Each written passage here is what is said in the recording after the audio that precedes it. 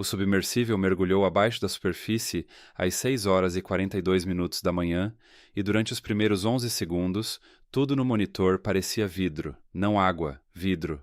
Era possível ver o chassi de alumínio do veículo refletido logo abaixo dele, as cordas se arrastando como fios escuros, a luz do sol descendo em colunas douradas e sólidas que pareciam não ter fim.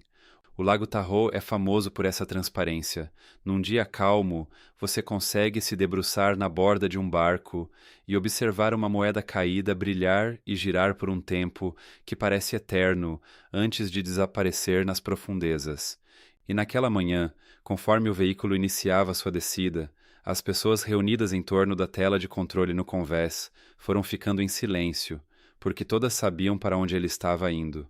Para baixo. Para além do ponto onde qualquer mergulhador poderia ir com segurança, em direção a um fundo que, segundo mais de 100 anos de histórias, ou simplesmente não existia, ou estava repleto de segredos sombrios. Porque essa é a questão sobre esse lago. Ele carrega dois mistérios mais pesados do que a própria água. O primeiro diz que Tahoe não tem fundo, que em algum ponto central, a rocha simplesmente cede e se abre num poço que se conecta a outros lagos, outros rios, talvez ao próprio oceano, e que tudo que ali se perde para sempre. O segundo é mais perturbador. Por décadas, sussurrasse que as profundezas frias e negras de Tahoe formam uma espécie de câmara perfeita de preservação, que corpos afundam naquela água gelada e jamais se decompõem, que vítimas ligadas ao crime organizado dos tempos dos cassinos repousam lá embaixo ainda de terno, com o cabelo arrumado e o rosto sereno, de pé na escuridão como uma galeria de figuras de cera aguardando ser encontradas. E a versão mais famosa dessa história, repetida em fogueiras, em bares de cais e em milhares de discussões na internet, fala de um lendário mergulhador que teria emergido da parte mais profunda desse mesmo lago, pálido e abalado, recusando-se a descrever o que havia visto, dizendo apenas que o mundo não estava preparado para o que existe lá embaixo. Por 100 anos, ninguém conseguiu provar nada disso. O lago guardava seu segredo da mesma forma que guarda tudo, frio, silencioso e fora do alcance. Mas isso estava prestes a mudar, porque pela primeira vez, máquinas desciam até o fundo e as câmeras estavam ligadas. O que elas registraram realmente transformou tudo, só que não da maneira que as lendas prometiam. Vamos começar pelo que o lago realmente é, porque a verdade é mais impressionante do que o folclore, e ela explica exatamente por que essas histórias chegaram a se enraizar. O Lago Tahoe fica nas alturas da Sierra Nevada, dividido entre a fronteira da Califórnia e Nevada, encaixado numa bacia esculpida por falhas geológicas e lapidada por antigas geleiras. Da margem, ele parece quase tranquilo. Um amplo espelho azul cercado de pinheiros e granito, com pistas de esqui se erguendo atrás das praias. Mas essa superfície é uma mentira sobre o tamanho do que existe lá embaixo. O Tahoe é um dos lagos mais fundos de todo o continente. No ponto de maior profundidade já medido, o fundo fica a cerca de 1.645 pés abaixo da superfície. Diga esse número devagar e ele ainda assim não se encaixa direito na cabeça, então tente de outro jeito. O Empire State Building, da calçada até a ponta de sua antena, tem cerca de 1.454 pés de altura. Jogue esse arranha-céu inteiro na parte mais funda do Lago Tahoe, e o topo dele ainda ficaria a quase 200 pés submerso. Você poderia empilhá-lo, colocar uma pessoa no telhado, e ela jamais alcançaria a superfície. Ou imagine a Torre Eiffel com seus 1.000 pés de treliça de ferro dominando o horizonte de Paris. Afunde-a no Tahoe e ela nem chegaria a 2/3 da profundidade total. Há tanta água aqui, algo na ordem de 39 trilhões de galões, o suficiente para cobrir o estado inteiro da Califórnia, com mais de 1 pé de profundidade.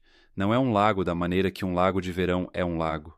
É mais próximo de um pequeno mar frio de água doce, carregando seu próprio clima, suas próprias correntes, sua própria pressão esmagadora nas profundezas escuras.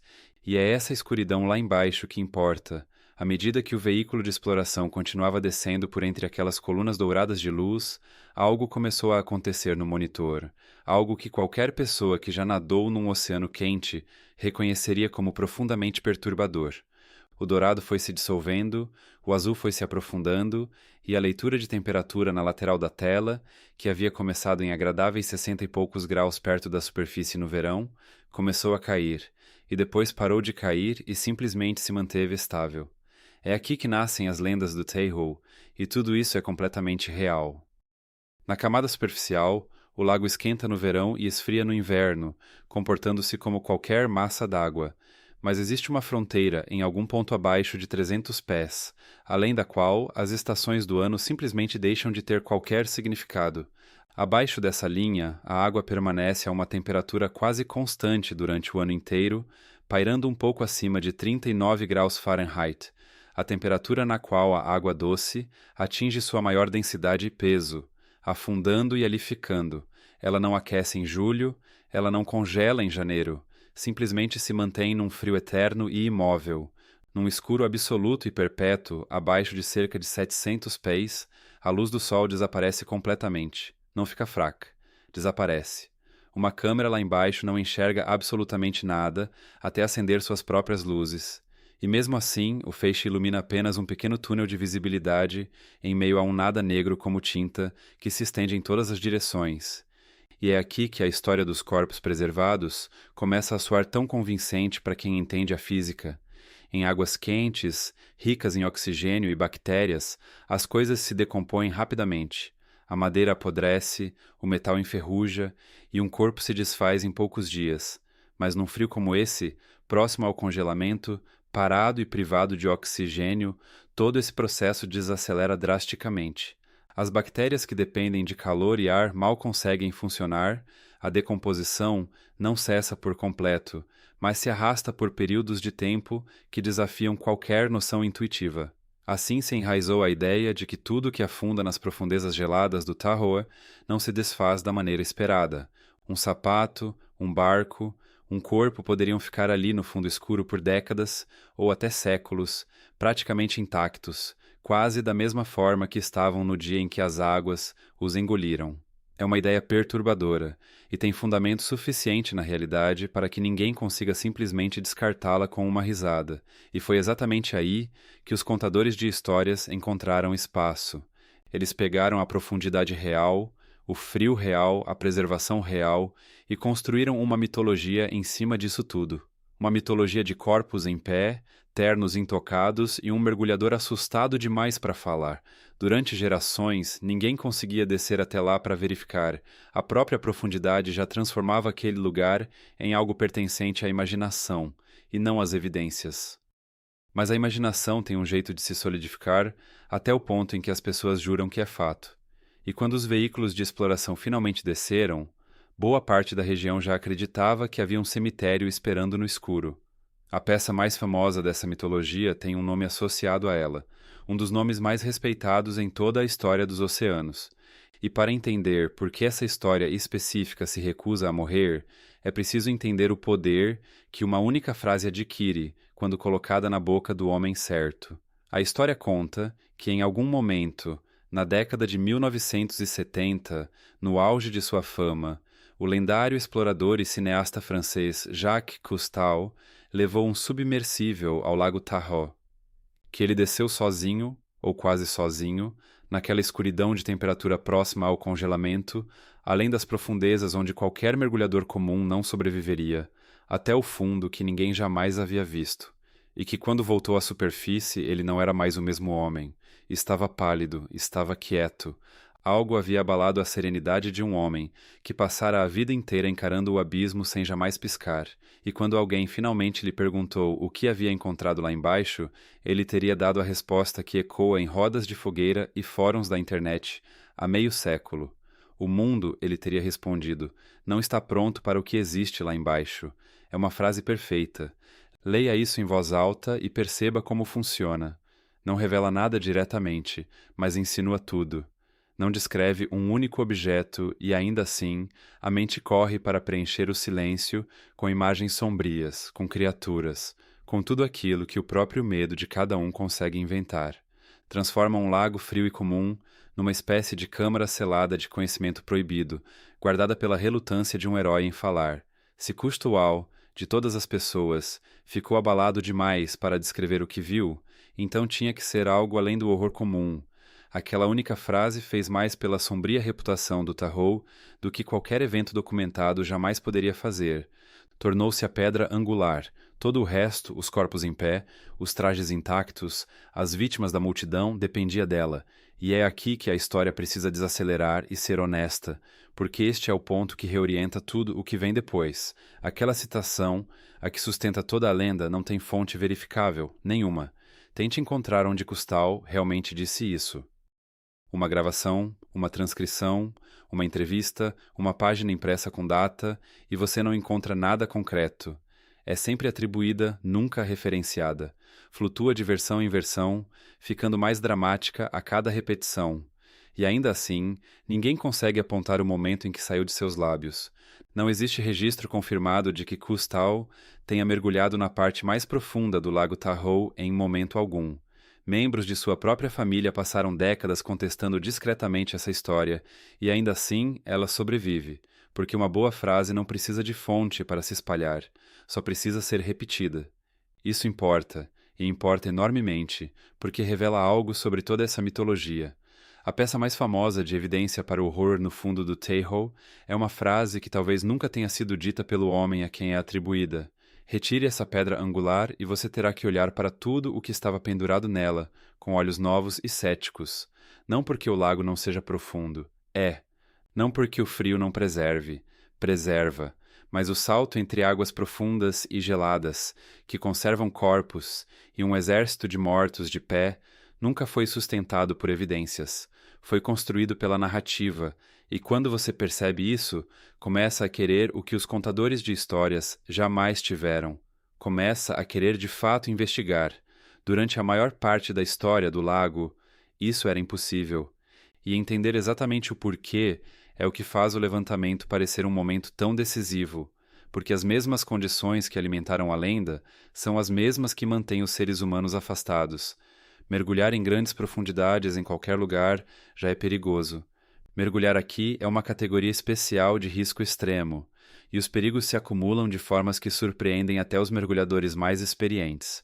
Primeiro, há a profundidade em si. O fundo da bacia mais profunda fica bem além de 1000 pés.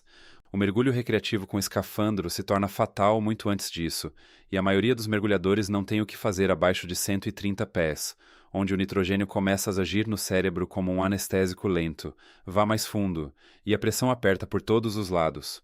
Os gases no sangue se tornam traiçoeiros, e cada metro para baixo multiplica o tempo e a precisão necessários para subir com vida. Depois vem o frio.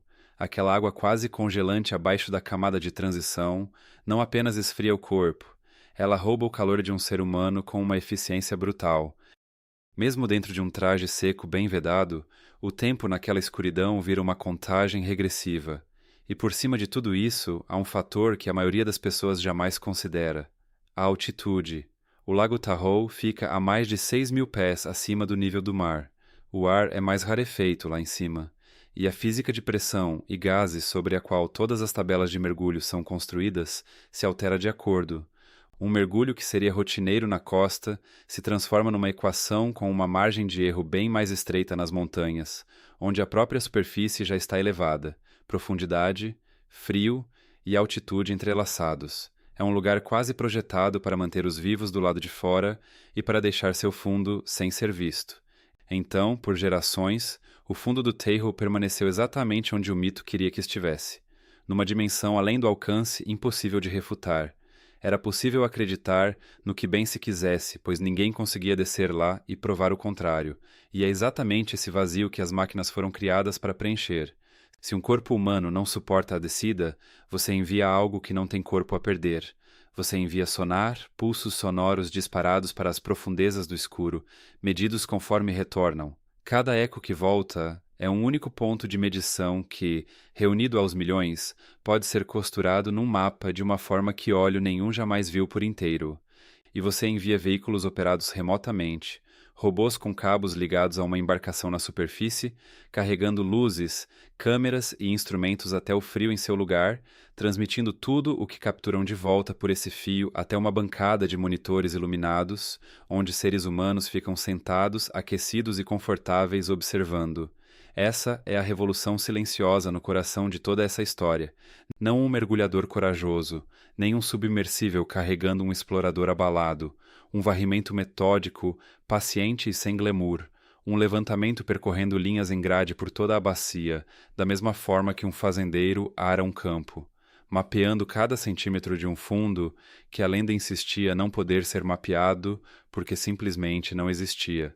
As pessoas que conduziam o trabalho não estavam em busca de restos mortais. Elas estavam fazendo ciência, traçando o contorno da bacia, estudando suas encostas e sedimentos, compreendendo o lago como um sistema vivo. Mas quisessem ou não, no instante em que aqueles pulsos começaram a retornar com ecos claros e mensuráveis de um fundo sólido, já haviam começado a desmontar o mais antigo de todos os mitos. E quando o primeiro veículo deslizou sob a superfície incrivelmente transparente e iniciou sua descida, os monitores na sala de controle se acenderam com uma imagem que surgiu de maneira enganosamente pura e reluzente, num azul cristalino, um azul tão límpido que parecia artificial, o tipo de clareza que tornou Tahoe famoso por todo o tempo em que se tem escrito sobre ele. Nos primeiros 10, 20, 30 metros, a água que aparecia nos monitores mal parecia água de verdade. Era vidro.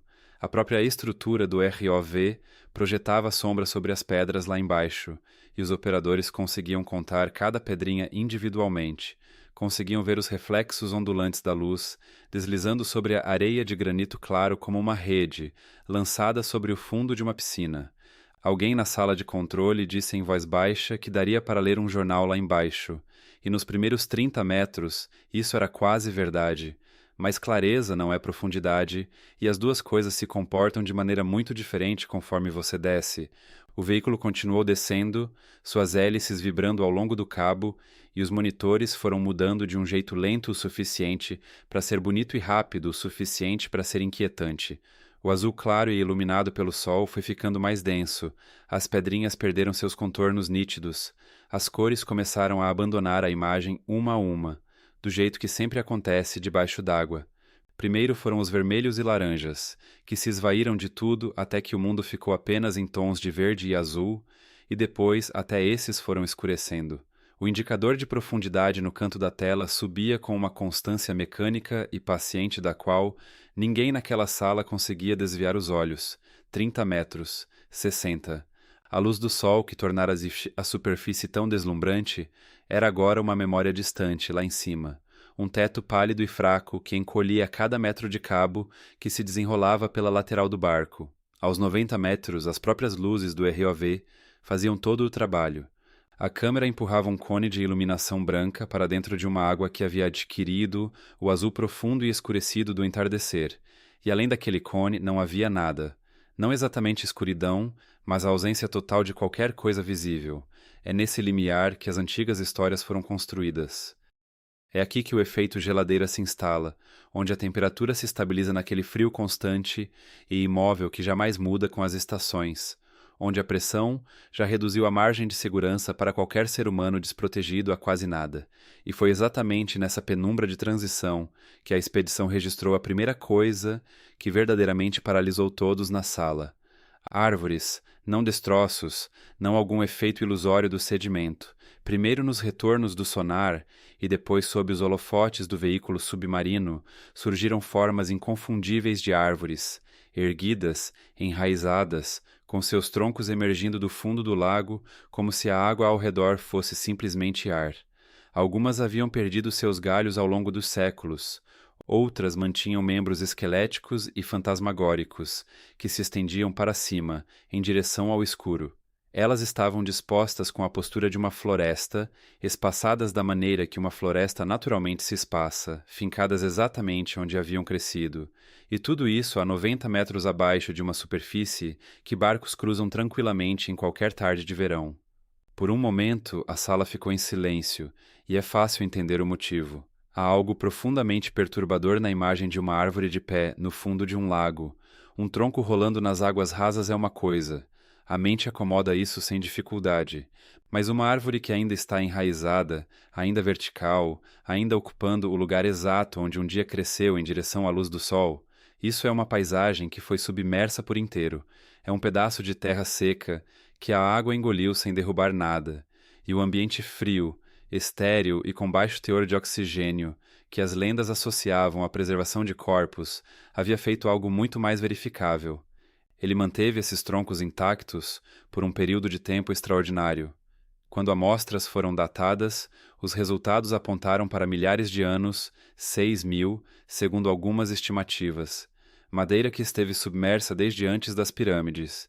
E isso levantou uma pergunta que a expedição conseguia medir, mas não responder por completo. Uma pergunta que paira sobre toda a bacia quando se sabe que as árvores estão lá. Uma árvore não consegue crescer debaixo d'água. Para que essas árvores tenham crescido, o nível do Tahoe precisou ter sido, em algum momento, centenas de metros mais baixo do que é hoje. Baixo o suficiente para que esse trecho de terra fosse uma floresta aberta, com ar circulando e luz da montanha entrando por entre as árvores. O que significa que, em algum momento, o nível do lago subiu e subiu de forma extraordinária, uma margem que submergiria os arranha-céus modernos por completo. O que causa desconforto não é o fato de a água ter subido. Lagos sobem. O que causa desconforto é a suavidade com que isso deve ter acontecido. Uma enchente violenta, uma parede d'água, uma onda repentina e devastadora quebra árvores, arranca-as pela raiz, derruba-as e as arrasta em amontoados emaranhados. Ela não deixa uma floresta de pé, em posição de sentido. Seja lá o que elevou Tahoe acima daquelas árvores, fez isso de forma lenta o suficiente, ou estranha o suficiente, para que a floresta simplesmente parasse de viver e permanecesse exatamente onde estava. Um bosque submerso mantendo sua formação na escuridão. O levantamento podia mostrar que aquilo havia acontecido, mas não conseguia dizer com nenhum conforto exatamente como. Então, os monitores mantinham aquela imagem, os troncos pálidos, os galhos estendidos, a areia entre eles intocada. E então o levantamento fez o que levantamentos fazem. Seguiu em frente, os propulsores zumbiram, o indicador de profundidade retomou sua escalada, e a floresta submersa deslizou para fora do quadro e voltou para a escuridão em que havia esperado por 6.000 anos. 120 metros. 150. A água era noite total agora, e o único mundo sensorial restante era o que a máquina fabricava. O cone branco das luzes, o brilho verde do display do sonar, os números e o leve tique constante do cabo sendo desenrolado.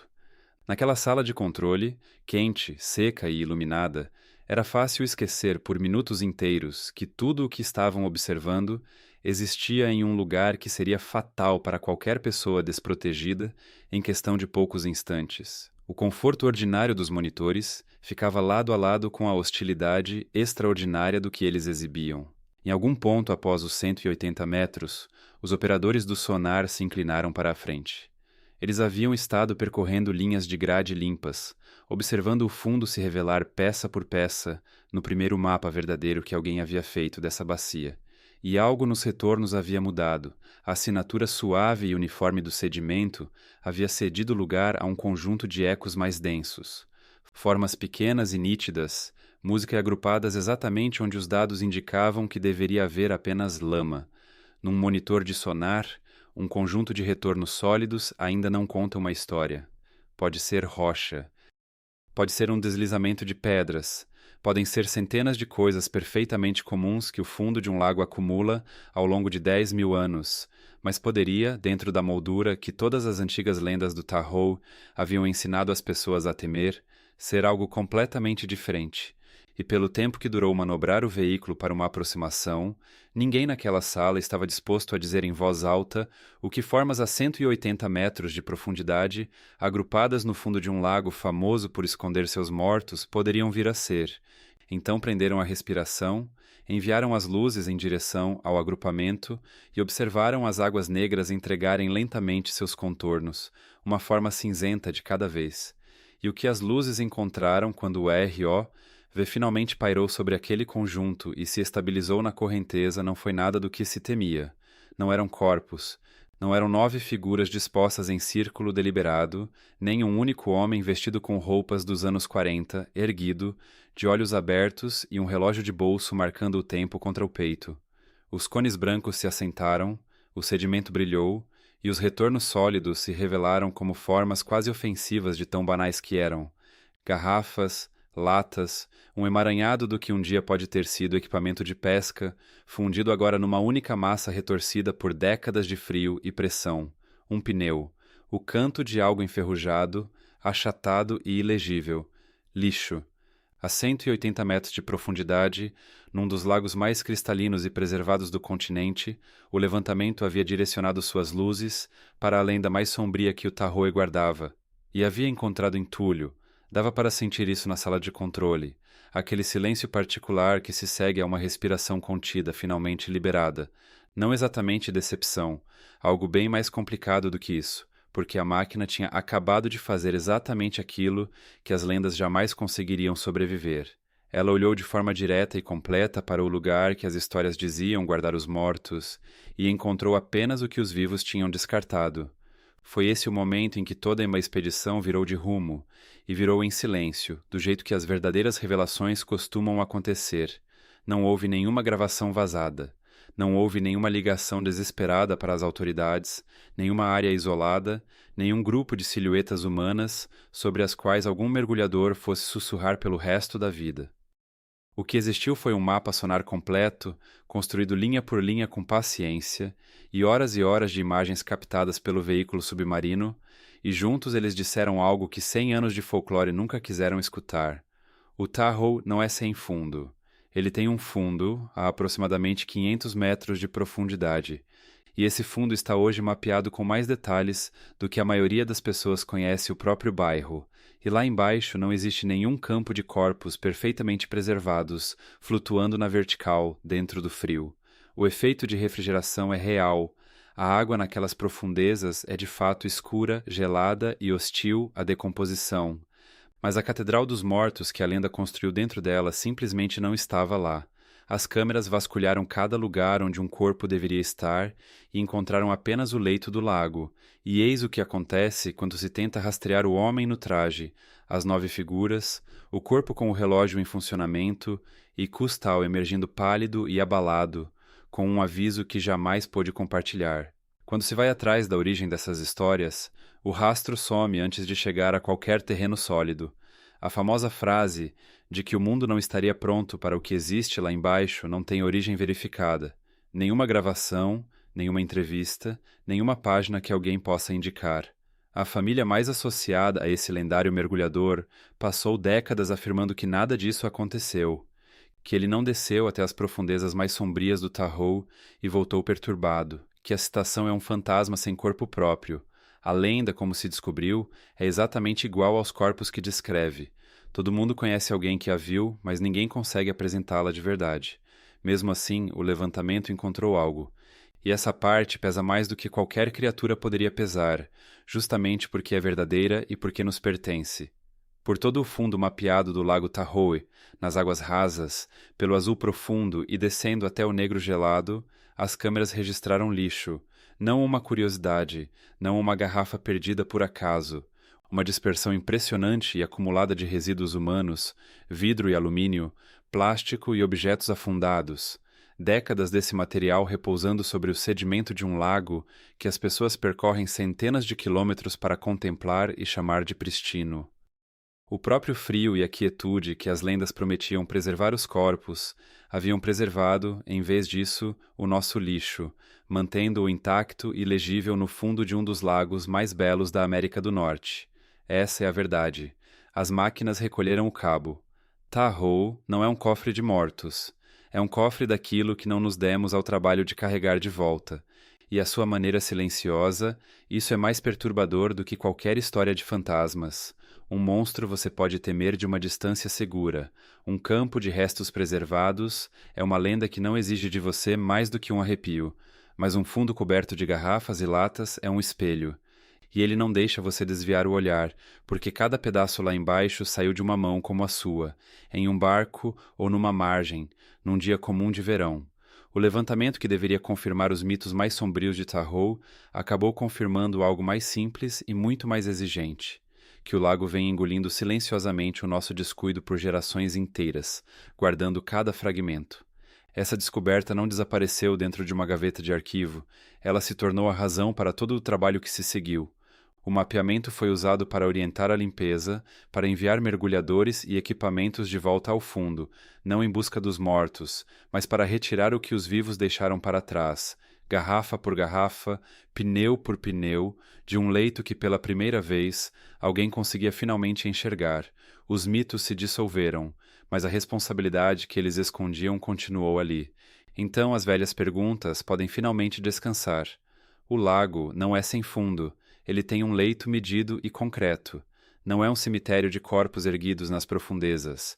É um cemitério do nosso próprio lixo. O aviso do custo jamais foi pronunciado pelo homem ao qual é atribuído. A floresta submersa é real e genuinamente estranha, ainda de pé em seu silêncio há 6.000 anos. E a resposta honesta sobre como ela chegou lá é simplesmente que ainda não sabemos ao certo, o que é um mistério muito mais valioso do que qualquer invenção, justamente porque é verdadeiro, e alguém que esteja lendo isso talvez um dia ajude a resolvê-lo. Os Washoe consideraram essa bacia sagrada por muito mais tempo do que qualquer uma das histórias que vieram depois, e a reverência deles pela água do lago soa de forma bem diferente agora, menos como superstição e mais como a instrução mais antiga e clara que alguém já deixou sobre esse lugar, a de que ele merece cuidado. O fundo do lago Tahoe não guardava corpos nem monstros. Guardava as árvores que não plantamos, o passado que ainda não conseguimos explicar e o lixo que deixamos para trás. As câmeras desceram esperando encontrar uma lenda e voltaram com um espelho. Por isso, quero ouvir de você. Você cresceu acreditando que o lago Tahoe era sem fundo ou que suas profundezas escuras e geladas escondiam os mortos? E agora que o leito foi mapeado e a verdade é lixo em vez de lenda, o que você honestamente acha que devemos fazer com o lixo que um lago tão precioso vem engolindo há 100 anos? Me conta nos comentários. E se você quer continuar explorando onde nenhum mergulhador chega, se inscreva, porque sempre há um fundo mais profundo esperando por você.